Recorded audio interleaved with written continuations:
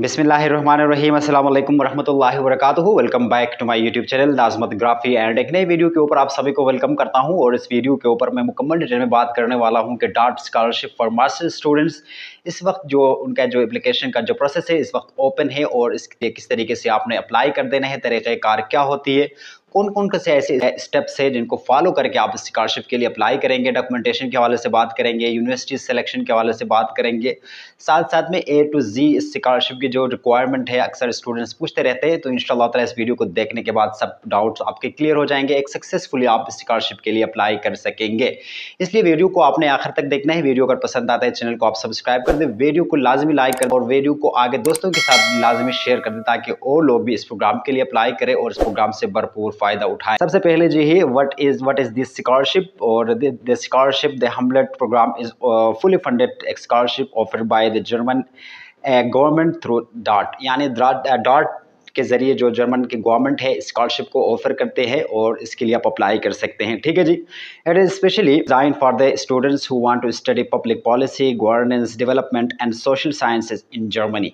अगर इन टॉपिक से रिलेटेड आपका फील्ड है तो सिंपली आप इस प्रोग्राम के लिए ज़रूर अप्लाई। तो अगर आपके सब्जेक्ट जो है इन सब्जेक्ट से रिलेटेड है, इस प्रोग्राम से रिलेटेड है, तो लाजमी इस प्रोग्राम के लिए आप अप्लाई ज़रूर करें। अगर आपकी सिलेक्शन होती है उस स्कॉलरशिप के लिए तो कौन कौन सी बेनिफिट्स आपको दी जाती है, और उसमें कोई ट्यूशन फी नहीं होती, मंथली स्टाइपेंड आपको दी जाती है स्कॉलरशिप में, और हेल्थ इंश्योरेंस आपको दिया जाता है, हेल्थ ट्रैवल अलाउंसेस भी आपको दी जाती है, free German language course in Germany. और इनिशियल में आपको जर्मनी कोर्स भी आपको नहीं करनी स्कॉलरशिप के लिए, और जब आप यहाँ से जर्मनी पहुँचेंगे तो आपको एक जर्मन कोर्स करवाएंगे और जर्मनी भी आप जर्मन लैंग्वेज आप फ्री में सीखेंगे। बात कर लेते हैं कि उसकी जो एलिजिबिलिटी क्राइटेरिया क्या होती है स्कॉलरशिप के लिए।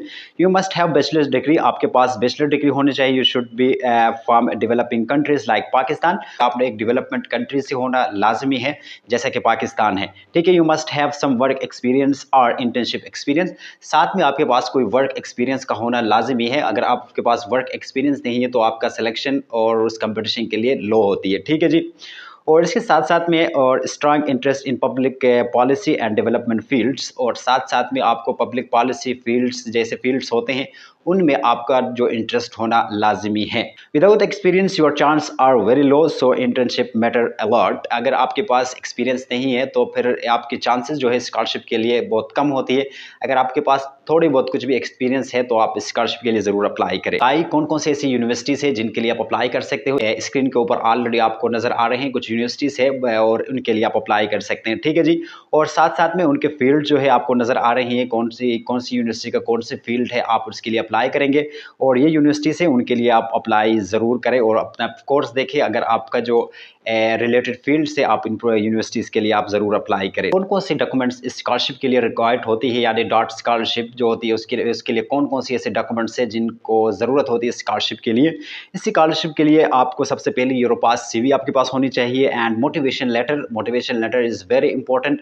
इसको आपने सही तरीके से बनाना है। और बैचलर डिग्री एंड ट्रांसक्रिप्ट, अगर देखें बैचलर की डिग्री आपके पास होनी चाहिए और उसके ट्रांसक्रिप्ट भी आपके साथ होनी लाजमी है।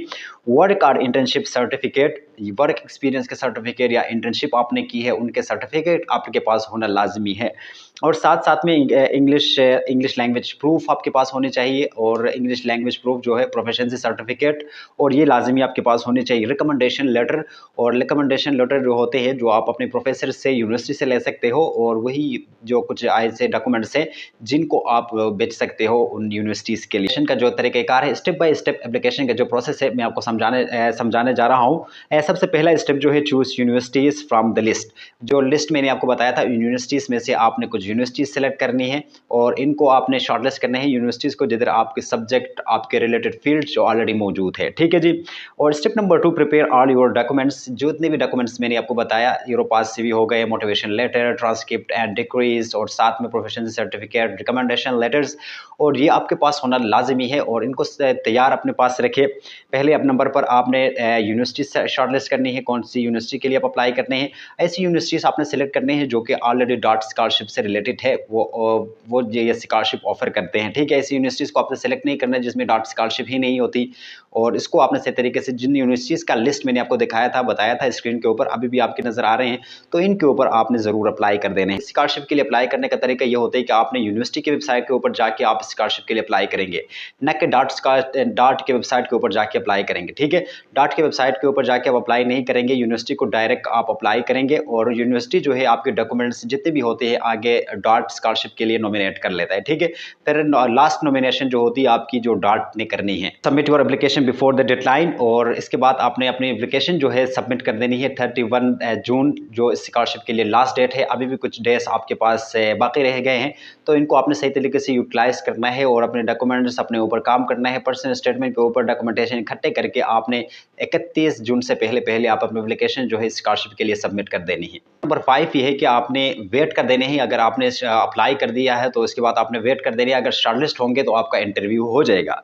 जब आप स्कॉलरशिप के लिए अप्लाई करते हैं तो उसमें कुछ टिप्स एंड ट्रिक्स मैं आपको बताने जा रहा हूँ और उसमें एक ये चीज़ों को फॉलो करके आप स्कॉलरशिप के लिए अप्लाई कर सकते हैं। सबसे पहले write a strong motivation letter.